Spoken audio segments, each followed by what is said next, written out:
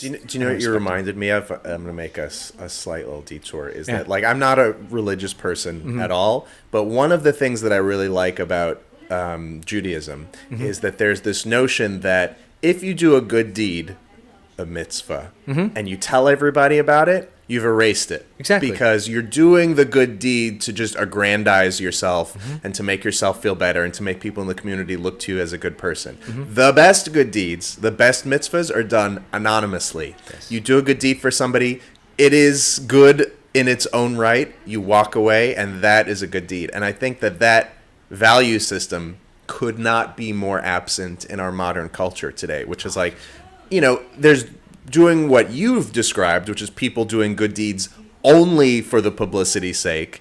But I think then there's also people who have generally good intentions and want to do a good thing, but then they also want to get Instagram likes out of the good thing that they did. And by doing so, I don't know that they erase the good deed because it's still better than nothing, but you diminish it. Yeah, well, anything that's done for the wrong reason, you pick up a karmic debt. Anything that's done wrong, you pick up a karmic debt.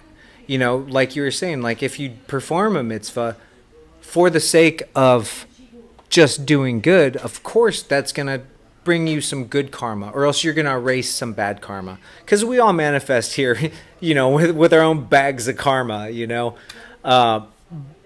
But I agree with that. And I do think that we do live in a society, especially with social media, where everything is just look at me, look at me, look at me. And it's actually turned into more of a narcissistic IV drip. You know what I mean? Yeah. They're programming people to get that dopamine hit from strangers,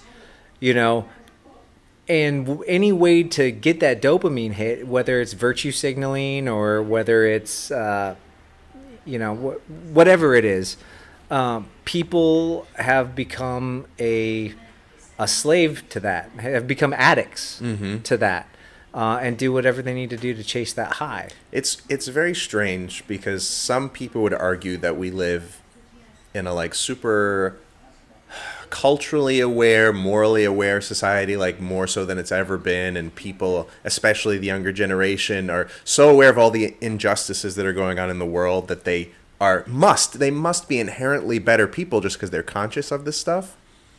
But at the same time, if all of their awareness is geared towards self-aggrandizement by talking about injustices or moving against injustices, like, have they really gained anything? And is it a scary proposition to have a whole generation trying really hard to do good deeds for attention? Like, does that warp the type of good deeds they might choose to do? Yeah, because it also creates a culture of judgment.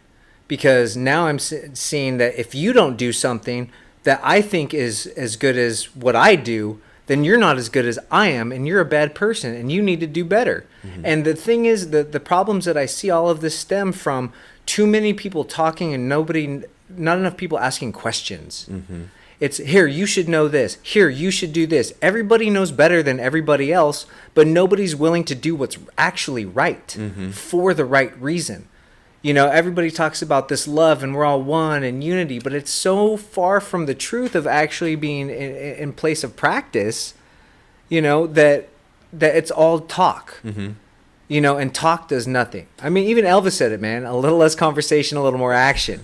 You know what I mean? Like, if that's not I'm going to get that song stuck in my head. It's a good song to have stuck. I want to read you a Reddit post that I came across because it's kind of related to what we're talking about. Okay. So the subject matter, first of all, this comes from what most people consider to be one of the worst, deepest, darkest, awful places on the internet, which is the 4chan subreddit on Reddit. All right. And so the post is about GPT-4, which just came out like a day ago. Yeah. Again, talking about the news cycle, like you can't keep up with this stuff. GPT-3 came out 6 weeks ago, and everyone's an expert in it. And then they're like, now the new version just came out last night. People are already creating ridiculous things. It's exponentially stronger and better to call upon resources than GPT-3. Okay. So to set this up, were you familiar with the Dan experiment that they did with GPT-3? Yeah. Okay. So for the viewers, Some people on Reddit, maybe from 4chan, decided that they would break, because there's like a social conditioning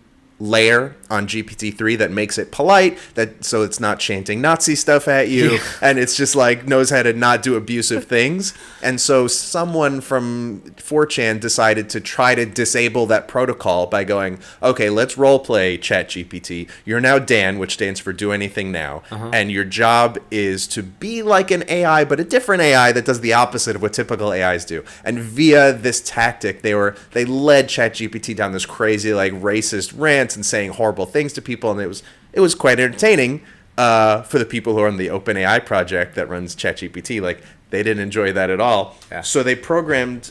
Is that why their stock went down a little bit today? Maybe, but now they launched GPT-4, and here's what they have to say about GPT-4.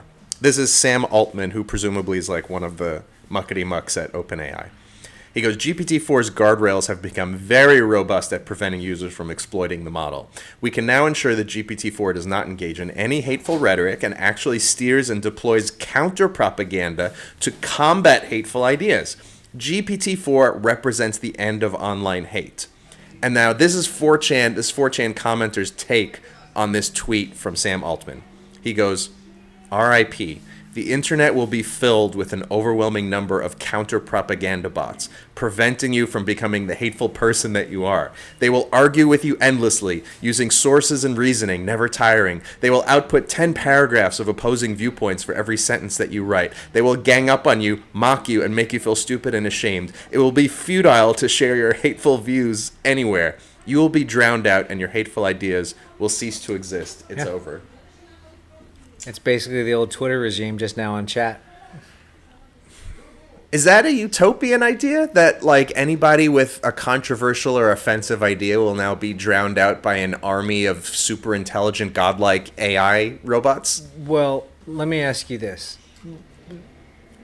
Yin and yang represents balance, right? Mm-hmm. Almost every religion, every philosophy on Earth throughout history has sought balance. By creating a tireless army of robots that can hold one side of the line, are you creating balance or are you creating an imbalance?